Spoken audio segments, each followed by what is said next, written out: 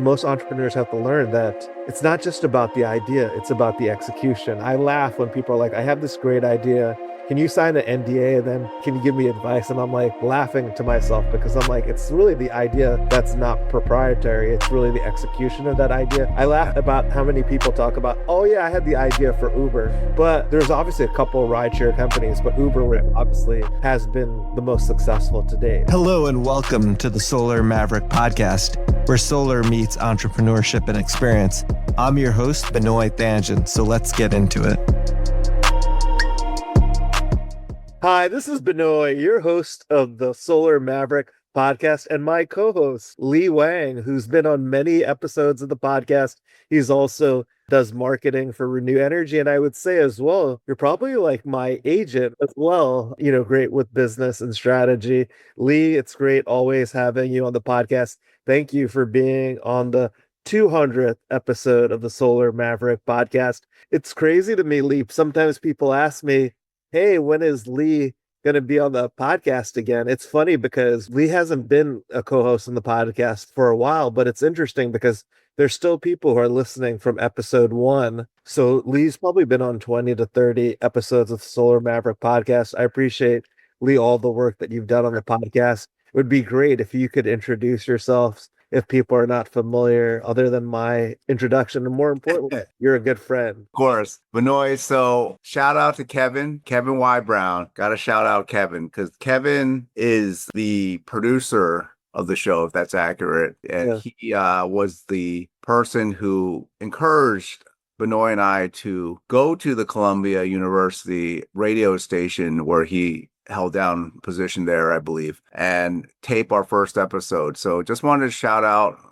Kevin first, because important in life, just always give proper recognition to the people who were instrumental in anything. And 200 episodes is amazing. My quick intro, I don't want to make this about me at all. I'm a Squarespace website designer.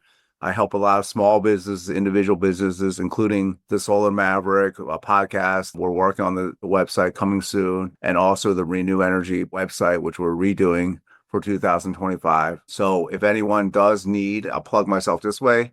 You can find my company. It's called Little Ox Workshop. And it's wonder why it's called that is because I am born in the Chinese astrological year of the ox. And my grandfather was also born in that same cycle, year of the ox.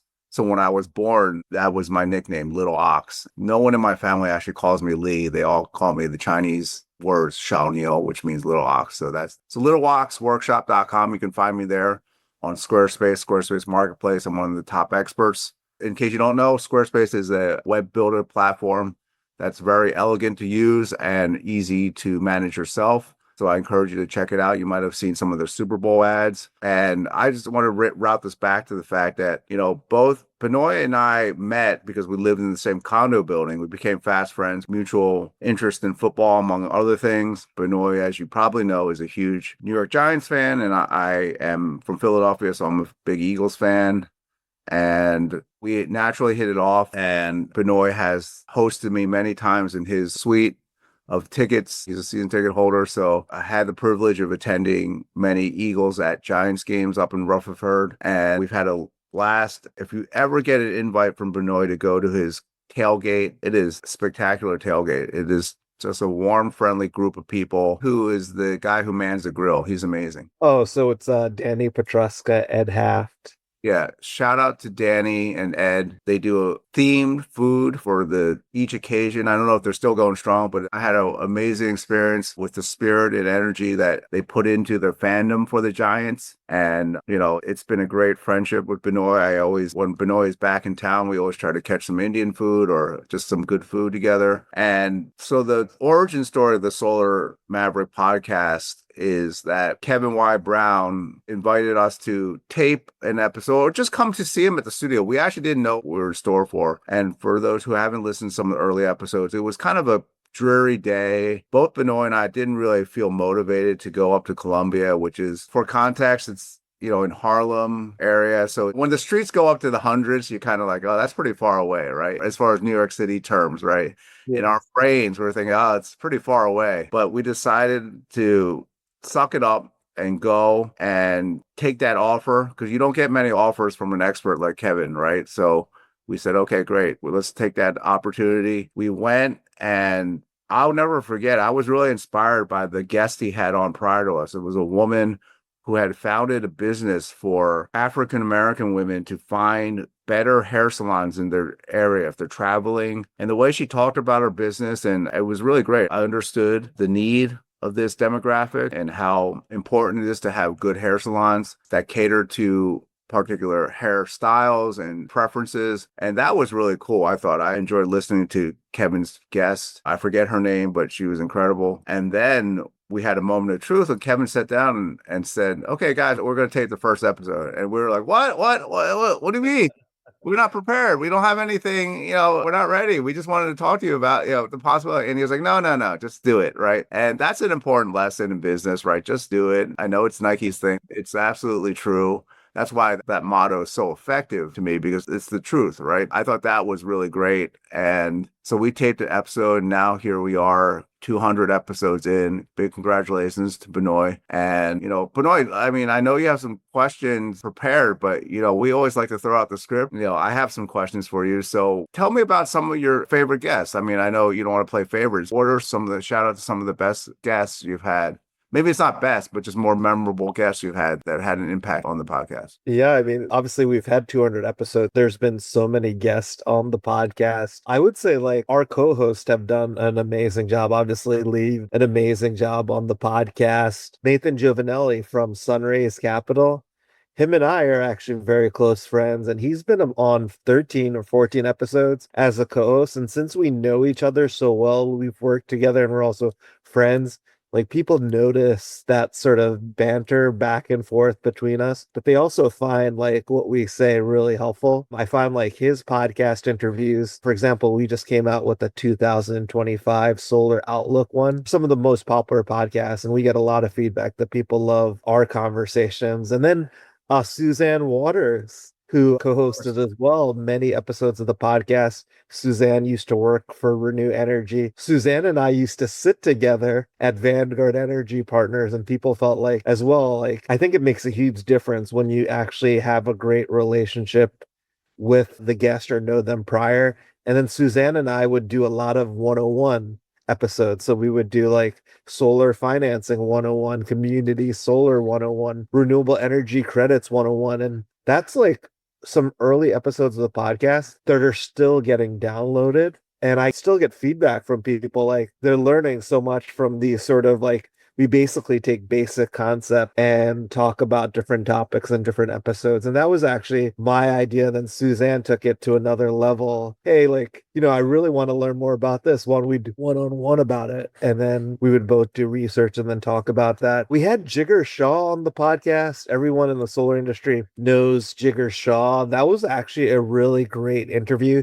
He was the head of the loan program office under the Biden administration. He determined $400 billion of clean energy investment. He actually is a listener of the podcast. He reached out to David McGee from YSG Solar to tell me that, hey, tell Benoy that I listened to the podcast. His interview was extremely insightful. He actually talked about things that he's never talked on a podcast, and we're actually working on getting him on the podcast again. There's so many great guests. I could go on and on.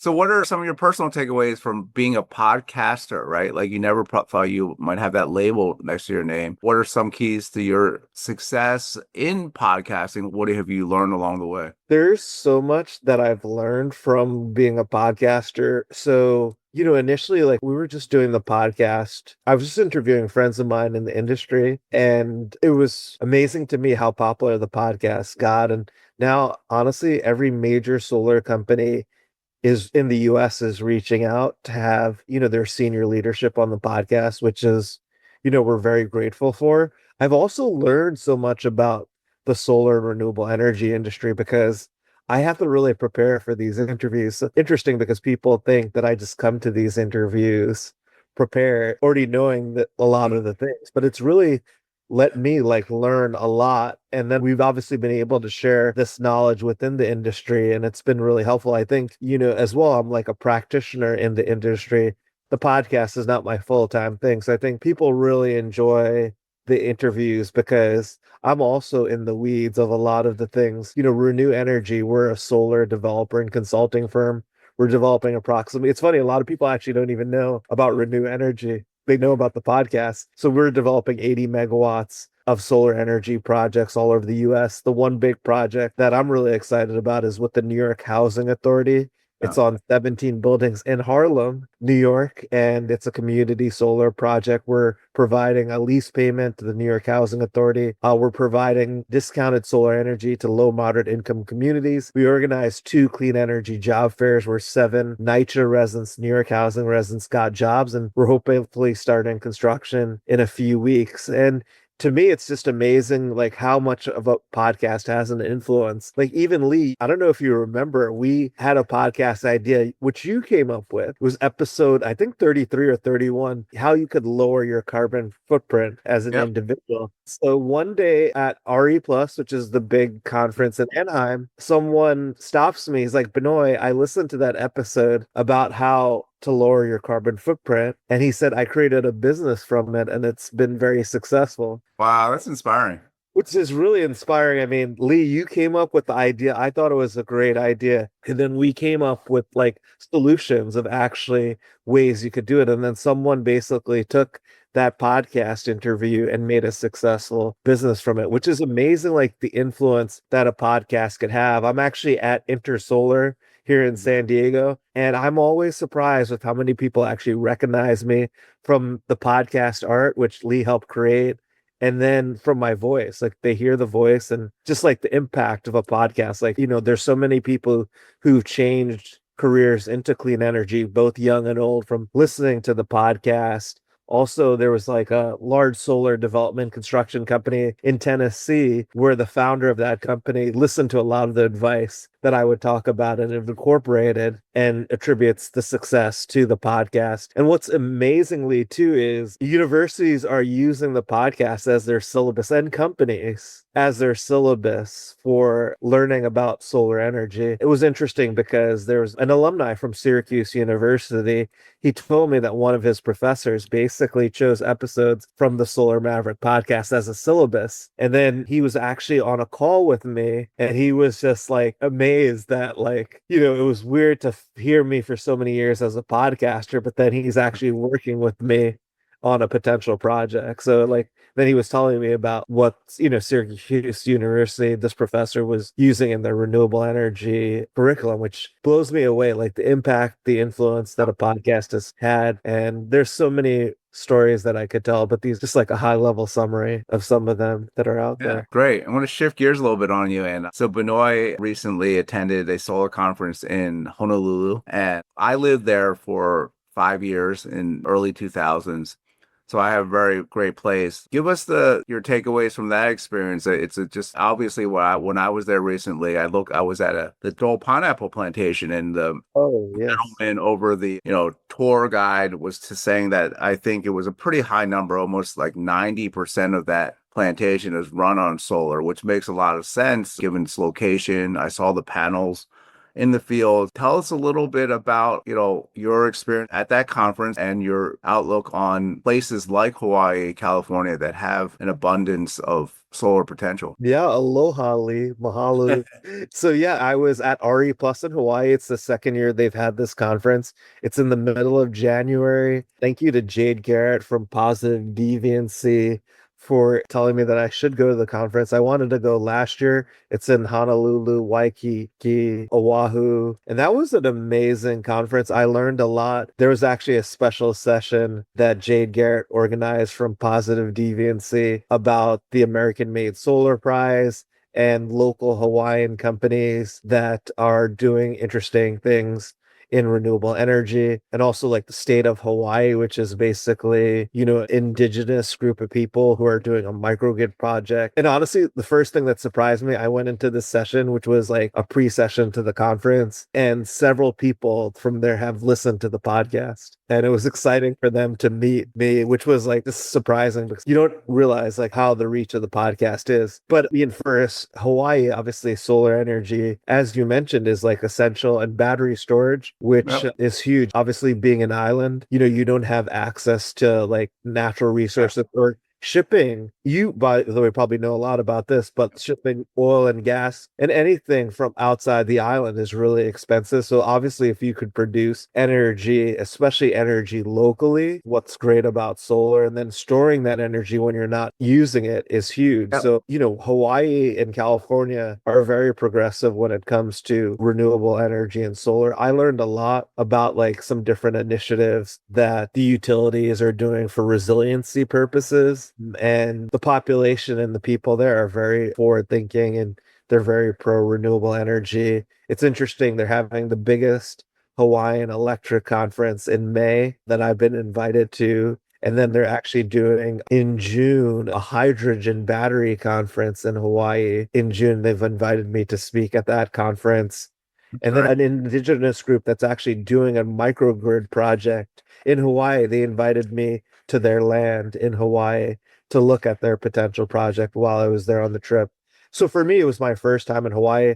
I loved it. Lee, for a long time, well, not from Hawaii, but lived in Hawaii for a certain amount of years, was telling me that I would love it. And honestly, after that trip, I really enjoyed it. I mean, obviously, there are other islands like the Big Island, Maui, that I still have to go to. But, I think Hawaii has been very progressive in renewable energy, not just solar and wind, but they're also looking at every technology just because they don't want to be dependent as an island on imported energy resources.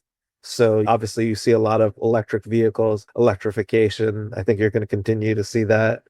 Also with one charge of, in at least Oahu, of, a regular electric vehicle, you could pretty much drive all over the island with that. So it's exciting, like, what's happening in Hawaii. There's a lot of innovative tech people creating innovative technology. I was surprised, like there's like an accelerator and tech hub for clean energy and clean energy technologies in Hawaii. So it was a great trip. I would recommend anyone to go to RE Plus Hawaii, which is going to be in January of next year. We're going to actually be interviewing 2 Hawaiian companies on the Solar Maverick podcast as well. So, I'm still learning about how the Hawaii market works. And, what is interesting about the US is each state is unique in how they work, and Hawaii is no different. Oh, that's great. I'm so glad I asked you about it. And, I knew you would like it, right? It's right up your alley. Those of you who know Benoy, his personality is, he's very energized and motivated for work, but he's also very laid back and being able to enjoy life. So I felt like the aloha spirit and just the whole environment in Hawaii would suit him well. And I'm glad you had a fruitful trip. So speaking of that,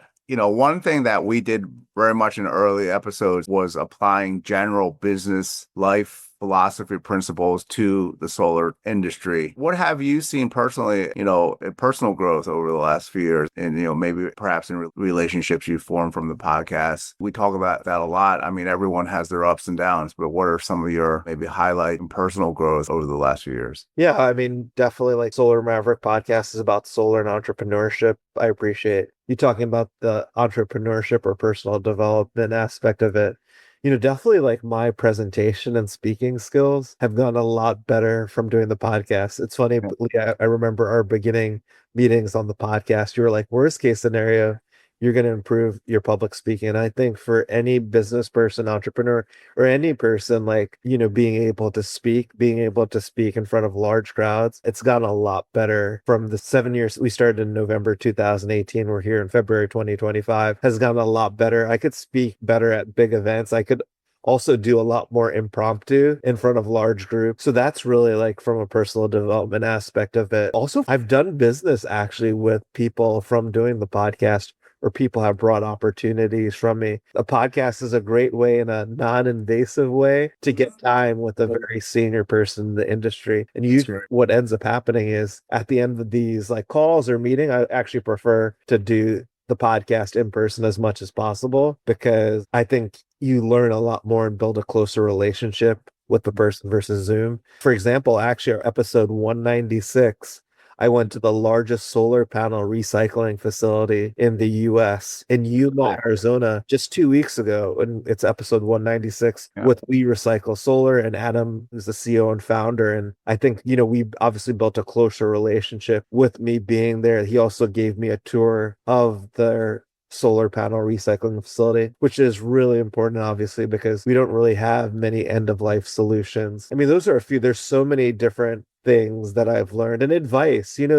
Other entrepreneurs, other people are giving me advice. I think like I'm able to handle a lot more stress Yeah. than before. You just get more experienced in like being like just how can I say it the right way? Your knowledge of the industry and business strategy to kind of look through things pretty quickly and do things a lot faster. Even if Yeah. I look at the podcast, like when we first started, it took so long to release an episode. And now like we're providing a lot higher product at a shorter period of time it takes us to do it. So Yeah, it's amazing, right? It's a natural process of the podcasting that brings these communications forward, right? Like you said, it's a very natural discussion, right? It's not forced, it's not salesy, natural segue into topics that you and many other industry leaders care about. That's the beauty of podcasting, right? I remember you shared with me, I think it was the info reel from Gary Vaynerchuk saying that, podcast is a great way to produce a lot of content output because you can have the voice,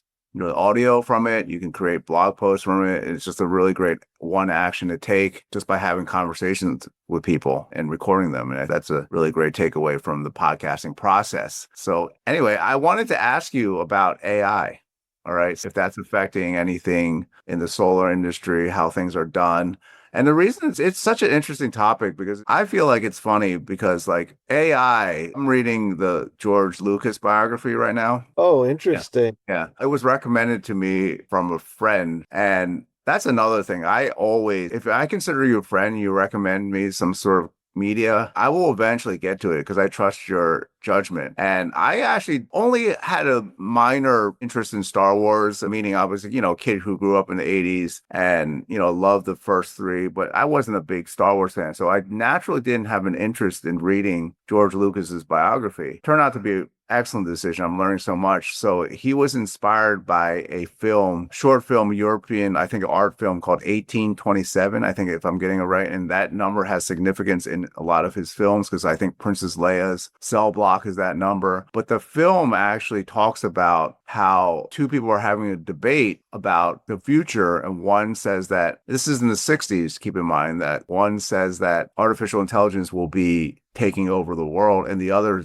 counters and said, no, there will be a more soulful force. Force is what he got from this thing, the idea and it's emanating from something more soulful, from God, right? So that was a debate back then. And it's obviously in 2025, a current dilemma debate. But I personally think AI is amazing. If you view it as a tool instead of a threat and learn about it and embrace it, I feel like it can really help you. That's my point of view. I think people don't realize like Google is a form of AI and it's been around forever. People just didn't, maybe it wasn't labeled that, but it certainly is. Forms of AI have been, Apple obviously being pioneer, but have been around for a long time before people started labeling it and defining it as like, something concrete like ChatGPT or something like that. But I feel like humans evolve, and just like when people feared the effect of television, right? Every chapter, every generation has these fears of the future, right? Going back to like George Orwell, 1984, and how prophetic all these forecasts are. But it's up to us as humans to harness these energies. I think, this is all opinion based, but I would love to ask you about how has AI impacted your life? Is it impacting the solar industry? And just give us some context on that. Yeah, definitely. I mean, AI is obviously a big thing in the renewable energy industry. We're seeing AI being incorporated in any way possible. We're seeing a lot of it that I know of in like asset management, operations, maintenance. I was actually talking to a solar developer last night, and they were saying that they're looking at different RF responses to RFPs using AI. Actually, Reneu Energy, we've been incorporating using ChatGPT for RFP responses. Obviously, we're tailing it for our own self, but it really is actually speeding the RFP response process. And sometimes we're like really impressed with like what the output of AI is coming. And I think, if you're looking to start a business, it's going to get easier and easier with AI. Like I thought it was easier before with everything getting cheaper, creating a website and social media, Zoom and LegalZoom. But now with AI, it's making things, obviously you could, use it as a tool. You need a lot less people. I think you're going to see a lot of creativity from people who embrace AI. Just to let people know, I'm an early stage investor for 2AI Yeah. companies. One of them I'm actually like an advisor for. And it's interesting because that actually happened from being on the podcast. I was an advisor for the founder of a Bitcoin mining company that uses renewable energy. They created a platform.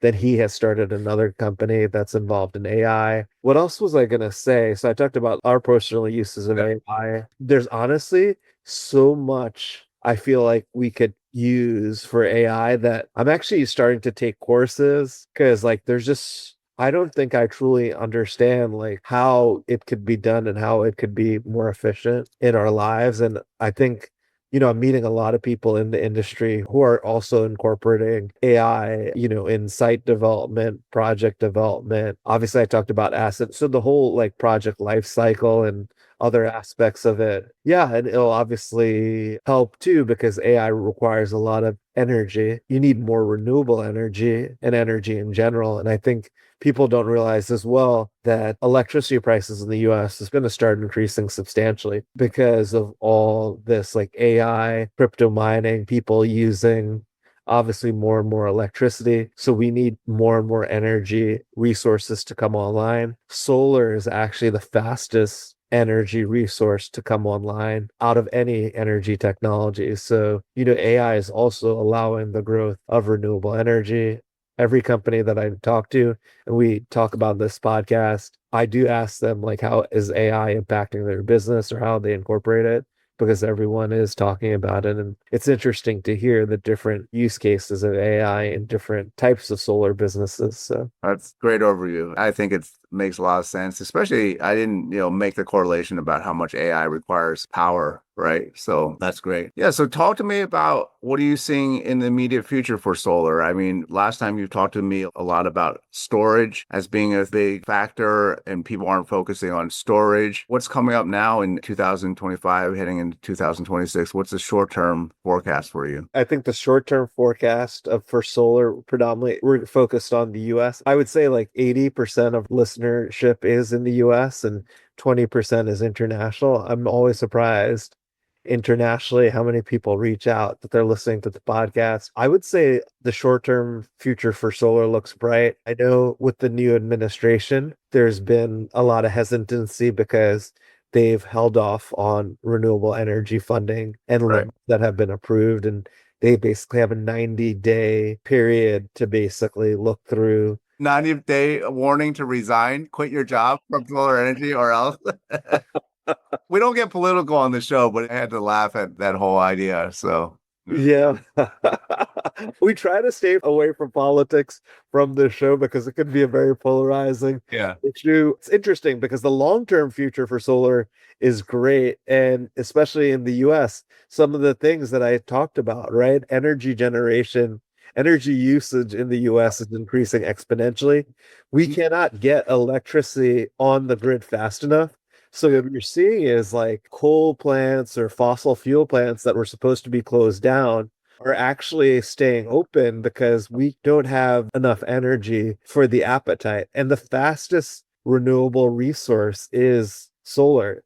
It's the most scalable. It's a technology, not a fuel. Right. And the technology is getting better. The prices are keep going down. The efficiencies of the panels, as you mentioned, storage is a huge part, which is still a huge part. And I think the price of like lithium ion batteries over the past 2 or 3 years has gone down 60 to 70%. We're seeing like a large, especially when you talk about like utility scale storage coming online. Also, a lot of incentives for domestic manufacturing of solar panels. And recently, 2 weeks ago, SIA said that the US is now building enough solar panels for how much they imported last year, which is amazing. What we learned during COVID was like you need to have essential manufacturing here in the US because that messed up like the whole supply chain. So that's really exciting. Obviously, I think there's going to be some short-term impacts with the new administration related to them holding off on expenditures, but like states and corporate companies are really pushing for renewable energy, and that's where like the incentives have been coming through, and obviously getting long-term contracting from large companies, especially like data centers. And these large corporates like Microsoft, Google, Amazon want to be 100% renewable energy. And that spurs a Walmart, Target, that spurs a lot of renewable energy development. I think, there'll be a short-term hiccup, but like the future of solar is bright and it's still early in this energy transition. Solar only makes up around 5 to 6% of the total electricity generation in the US. When we did the podcast in 2018, it was 2%. So it doubled in 7 years. And I guarantee you it's going to double or triple faster. So this is the early stages, even though I've been now in solar for 15 years, an early stage of something that's going to be big for 30 to 50 years. I always tell young people that, this is an amazing opportunity, that there'll always be jobs, and it's exciting. And it's exciting to see like there's so many young people who are excited to be in the industry, and they're innovating and they're creating, sustainable businesses. So I'm really excited about that. And I'm really excited that the podcast has been helpful, because I'm noticing that a lot of the younger generation likes to listen to podcasts, and they're probably our biggest listenership, young professionals under the age of 30 and college and high school. So like to make that impact, and it's helped them start businesses or get into clean energy. Yeah. So speaking of young people, what are some of your advice to someone who may be in college right now or at that university level, age-wise? Would you suggest that they learn more business skills and learn more solar energy specifics on the job? What's your advice to people who are looking to crack into the industry at that level? What should they be soaking up? Yeah, I think, Lee, when we were kids, which is a very long time, or that age, like now, like information is out there, right? So you don't necessarily need to obviously take formal coursework in the university. I think you could learn pretty much anything you want about renewable energy from online or listening to podcasts. I think it's very important for the younger generation. And by the way, this is the same thing when we were in college, is like to get an internship at a renewable energy company and to work for free. Because once you get that initial experience at a solar company or renewable energy company, whatever you decide to do, it'll be a lot easier to get a job. And that's where you really learn things, is when you're actually working in a company. Also, there's a lot of like sales opportunities, like maybe try to sell like residential solar. But obviously, if you're at a university and your company and like these solar companies are not coming to your university, you should go to conferences, use ChatGPT, and look what are the major solar conference or clean energy events in your area. I met actually a college student. Use ChatGPT. Yeah. Oh, I have no affiliate set up with ChatGPT, but I actually met someone who was a mechanical engineer. She just graduated from the university yesterday, and she was at a clean energy networking event. And I told her that she should attend the Intersolar conference. And I actually told her, hey, these are great engineering companies that will be displaying. And trust me, a lot of people don't take these extra steps. Like it's so much easier when you meet someone in person who knows someone at that company and find out like target companies. Like, someone actually asked me like, hey, I want to work for a New York solar developer. I want to stay in New York. And I'm like, use AI or whatever your platform. You could find what companies there are and then target them first by cold outreach. Then I made certain introductions and they had informational interviews. So like, you can't just submit your resume on the career services portal or on LinkedIn or Indeed. Like you really have to like meet people, and that's the easiest way. No matter how much technology gets advanced with robotics and humanoids and AI incorporation, it's still a human to human, interaction. And the more opportunity, especially for young people, to like meet people in person, develop obviously, your professional skills and social skills, because it does take time, you'll find opportunity for sure. Wow. Just the whole idea, we're dating ourselves. I was born in 70. When were you born, if you don't mind? 75. Okay, so I'm 73, Benoy 75. We're of a generation where, not to sound like back in the day, old men, but I left my cane at home. For example, when we did research, I remember I would have to go in the basement of the library and look up what are called microfiche files, which are these slides of like archived magazine articles and so forth. And, my son who's 13, I'm like, you just Google it. YouTube has a lot of resources. So it is amazing. Speaking of LinkedIn, are there any solar companies you want to shout out that you should recommend following on LinkedIn or trying to see on LinkedIn? Is there any particular leaders that you think are, thought leaders and might be good advice for young people to follow on LinkedIn? Yeah, so I actually there's certain people that I follow that I read whatever they post because I learn a lot. So some of the people I've actually mentioned before, Abby Hopper, she's the head of SEIA, that's the largest lobbying solar group, Solar Energy Industries Association. We're actually going to have Abby on the podcast. I actually spent a lot of time with her at RE Plus in Hawaii. And what I love about what she posts what's going on in the solar industry, but then she posts about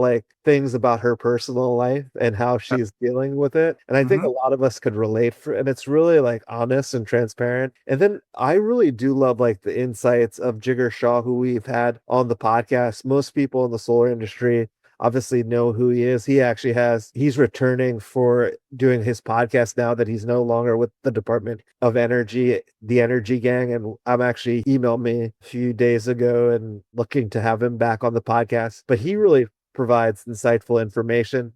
John Moran is another person that I follow. He's been on the Solar Maverick podcast as well. We've actually become close friends. We're actually going to Puerto Rico in next week. I can't believe it's next week. He's a board member for Let's Share the Sun, and it's a charity that I've actually raised money for, and we've had them twice on the podcast, and it's basically installing solar plus storage for people who have 24-hour electricity needs. They also did a rape shelter last year, and we're installing solar and storage. I tell him his insights on the solar industry are really he's able to summarize complicated topics and explain it very simply on his LinkedIn profile. On the notes of the podcast, we'll have their links as well. John's a great guy as well. We went to a Notre Dame game together and spoke to a group of Notre Dame students about Let's Share the Sun and about the future and potential of renewable energy. It was the Notre Dame, I think, Energy Club, that was 2 years ago. So we'll definitely have their links. But there's so many thought leaders out there, but these are some of them that I do follow on LinkedIn. And I learn a lot from it. What's funny is, so Benoy and I are both sports guys. And when he mentions Notre Dame, I can't help but think my head goes to the fact that they were completely overmatched in the national championship game. But it's just funny. So Benoy and I definitely, are sports guys. Obviously, the Eagles have just won the Super Bowl, so I'm happy about that. Yeah, I think one thing that, aside from the championships or whatever, the accomplishments, one thing that I think what I love about our relationship is that, we found a common bond, but we found so many other interests.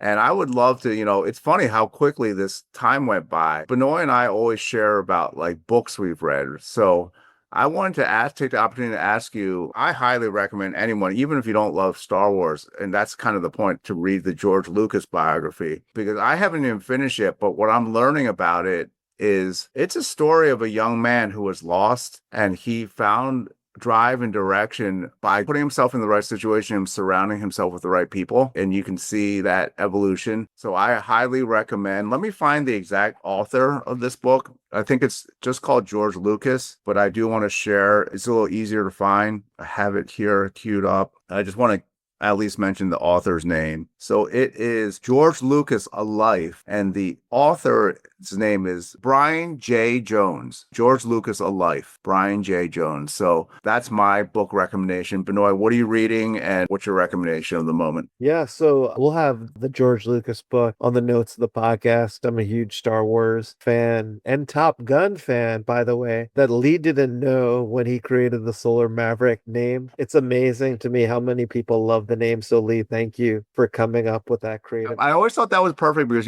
Benoy always beats to his own drum. He always does things his way, which I always admire in anyone who has the bravery to live a life that way. So that's where that name kind of comes from. Not to overstate the word maverick, but I don't think when you meet Benoy, you're going to be, oh, you're button up business solar guy, right? So that's where that came from. Yeah, definitely. That's great to hear. It's interesting. We have had book recommendations in the past, And it's amazing to me how many people reach out to us and said, hey, I've read that book and that made an impact. One of the books that by the way, I've recommended to Lee and he's read is Atomic Habits by James Clear, which to me has helped like change my life. And it talks about obviously the importance of making good habits. It's interesting. My super was telling me about how he worries all the time. Yeah. So, Lee, do you know what I did? You gave him the Carnegie book. Yeah, I gave him the Dale Carnegie. This is, by the way, like a day ago. How to Stop Worrying, Start Living by Dale Carnegie, which was actually, it's been an influential book in my life. It's interesting because my dad introduced me to the book when I was a junior or senior in high school. And I almost know the book from heart. Like I literally every year will read it once. And after I recommended it to that person, bought him the book. And I bought, by the way, other people. I think I bought like 30 copies of this book and given to people. And I think I gave it to you, Lee, as well, right? I don't remember, but I definitely read it from you. Yeah. Yeah. So I'm actually re-listening now to How to Stop Worrying and Start Living. By the way, like I'm human as well, and sometimes I forget these concepts. But it's interesting too how ingrained the book has become in my head, and it's almost automatic. And now I'm like re-listen to 3 chapters. I already know what they're going to be talking about because I would say I've now like read the book or listened to the book because now I do mostly through Audible 30 to 40 times. Like I was doing it twice a year, now I do it once a year. So really my recommendation is like if there are some books that you really like and you really think is good, it's great to go back to them. You don't necessarily have to read the book, always read a new book, but reading like books that you felt you learn a lot. One of the books that I would recommend that I don't think I've recommended on the podcast, it's a book called Fast Lane Millionaire by MJ DeMarco. It's a really great book of like the importance of being an entrepreneur, building passive income streams, and how to really reach your financial goals. You have to do that through entrepreneurship and how you could do that, and about persistence and about being consistent every day in action, which most people, by the way, don't do. Yep. They give up too early when they're about to have that big moment. They're not doing the consistent action every single day. Like people don't realize, like every single day I'm putting in the work. Like Lee knows that I'm up early in the morning every single day trying to get the 3 biggest priorities that I think will change. By the way, like I make mistakes all the time. I fail more than the average person, but failing in the real world and adjusting and adapting, that's what then you add value. And I think most entrepreneurs have to learn that it's not just about the idea, it's about the execution. I laugh when people are like, I have this great idea.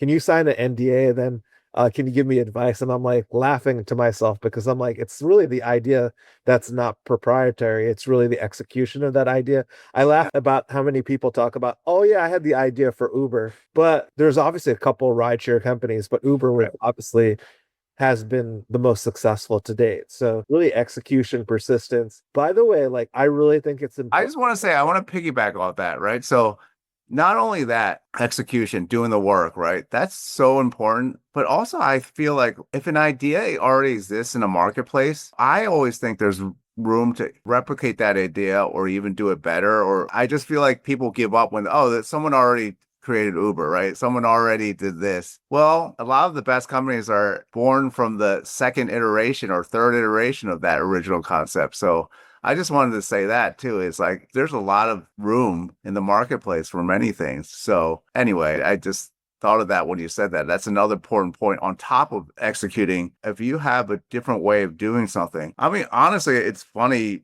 I've always thought that LinkedIn could be vastly improved because like there's even memes out that LinkedIn, typical conversation on LinkedIn, excited to, insert, I'm so proud of this. And it's just accomplishments, just gets like, kind of repetitive in a way. And I feel like business, my general theory is maybe I need to execute on this, but it's not actually where my passion is. So that's why I'm not making an excuse for myself. If you do want to know, a listeners may say, what is your passion? What lights my soul on fire is actually, I'm 52 and I want to help men, specifically men. Actually, I wanted them to start in their 40s. They don't need to give up on their physical dreams. Well, I always hear people say, "Oh, I'm too late for that." So that's my passion. I want to instill in people that are, middle aged, that they can not only excel in their physical conditioning and health, but they can just reframe it and rethink it. So I just want to say that people will ask, well, what is your passion? But back to LinkedIn, I feel like business should be, for lack of a better term, more fun. I feel like you should get up and business should be something you enjoy.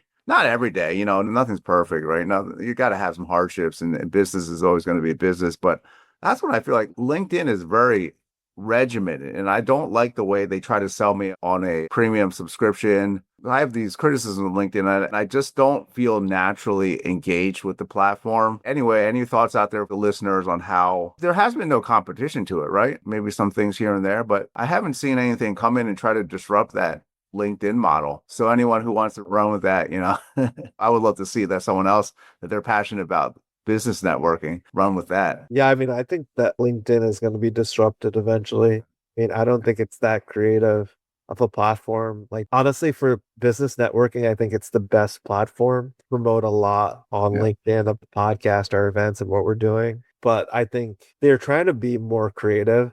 But if you look at it compared to other social media platforms, they're far behind. Like, and it's amazing to me, how advanced like TikTok is. Yeah. And obviously a lot of the younger audience obviously is using, social media and TikTok to search instead of like Google, or even now they're saying actually Google search is actually declining, that people are using like ChatGPT. Google's incorporating Gemini. By the way, I forgot to tell you, there was like an AI think tank, or basically a hackathon we speak at. And it was just amazing to see the creativity within the young population in 3 days. Yeah.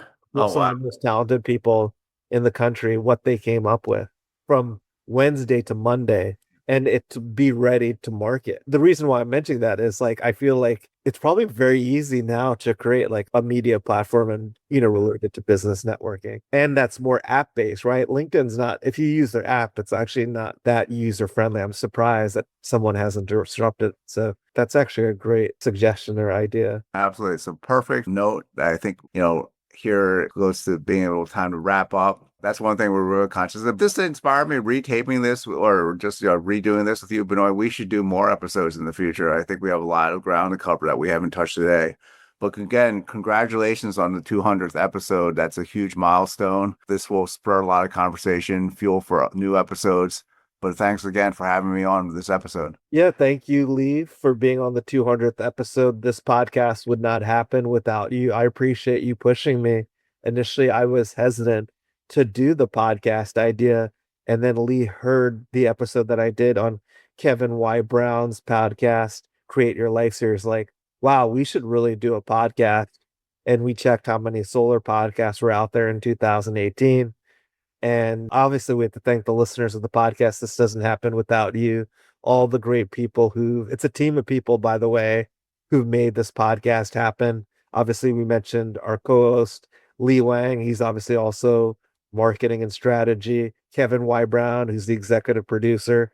We use his company, Podcast Laundry, to do the editing of the podcast. Suzanne Waters, Nate Giovanelli, all our guests. And at the end of the day, it's our listeners. You keep us engaged.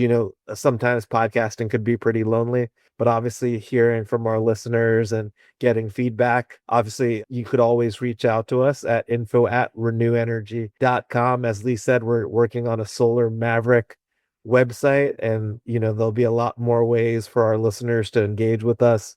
And we appreciate your support and looking forward to another 200 episodes of the Solar Maverick podcast. Is there anything else, Lee, that we should end with? No, I think you hit the wrap, hit the stop. And the wrap. And by the way, Lee has, which he didn't mention, a radio background.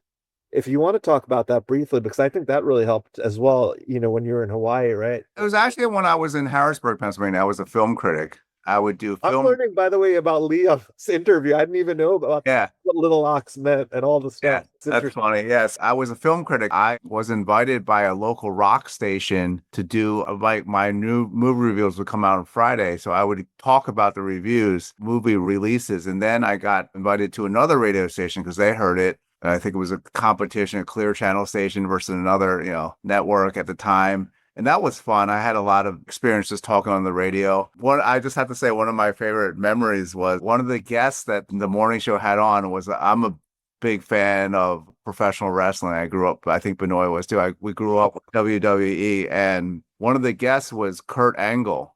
Oh, and wow. Those who don't know who Kurt Angle is, he was a pretty big professional wrestler, meaning fake wrestling, but he actually was an Olympic amateur wrestler too, and he was a very high level scholastic wrestling, whatever you want to call it, wrestling the tights on the mat versus the show that is professional wrestling. He was a guest. So I was actually a wrestler in high school, so I really looked up to Kurt Angle on the guest, and we hit it off, and I said I was going to demonstrate a wrestling move on one of the co-hosts, and I wanted him to rate it. And I think I did some mission move. It was like, I forget what it was, but I really like Ric Flair. So it might have been one of Ric Flair's moves. It was a figure four leg lock. And I demonstrated figure four leg lock on one of the morning hosts. It was really fun. It was like, and then Kurt Angle said, "Oh, you did it perfect." Except for what's funny is he criticized me. Well, I'm glad he told me this. You're supposed to do the figure four leg lock in the professional wrestling industry only on one leg. Like, I think it was the right leg or left leg, but I did it on the wrong leg. And that was funny. It was really interesting, right? That this is totally off topic, but he's also a master of his craft, right? For sure. Professional wrestling, which is the craft, right? Or certainly the showmanship, the acting, the athleticism. But anyway, it's funny you asked me about being on the radio, but that was my favorite radio memory for sure. It was amazing. It just like it was having him. Anyway, you can imagine. That's amazing. I didn't know that. Pretty interesting. And I'm glad you've never done that to me. If anyone knows what the figure four leg lock is, also, I actually learned it more from another wrestler named Greg the Hammer Valentine. Ric Flair was pretty good at it. That was one of his moves for sure. He's probably more, bigger name than the Hammer. But anyway, it's a pretty silly maneuver. So if anyone knows what that figure four leg lock is, I wouldn't understand why Benoy would not want me to do it to him. I know the maneuver, so that's pretty impressive. And actually, Lee mentioned he actually focuses on Squarespace, doing websites. He's done an amazing job with Reneu Energy, our website, and we're updating that in the Solar Maverick Podcast website. So we'll have Lee's information on the notes of the podcast. If you're looking, what we could do? This just came to me. We can do an episode on how to create your company website for solar energy. For sure. I think we can do something very specific, targeted about that, and we can talk about some marketing tools. But for now, let's sign off and leave some material in the bank for new episodes. Yeah, definitely. A lot of people in the industry always ask me about website creations. So I'm glad, Lee, that you volunteered to do that episode, and thank you again for being on the 200th episode. All right. That's a wrap. That's a wrap. Thanks for listening to the Solar Maverick Podcast. The Solar Maverick Podcast is brought to you by Reneu Energy. We're a solar development and consulting firm. If you believe that this podcast is adding value to you, please give us a 5-star review and share with those that you think could benefit from this information. Please email all questions, suggestions, and feedback to info@reneuenergy.com. That's info@reneuenergy.com. The Solar Maverick Podcast is produced by Podcast Laundry and executive produced by Benoy Thanjan and Kevin Y. Brown.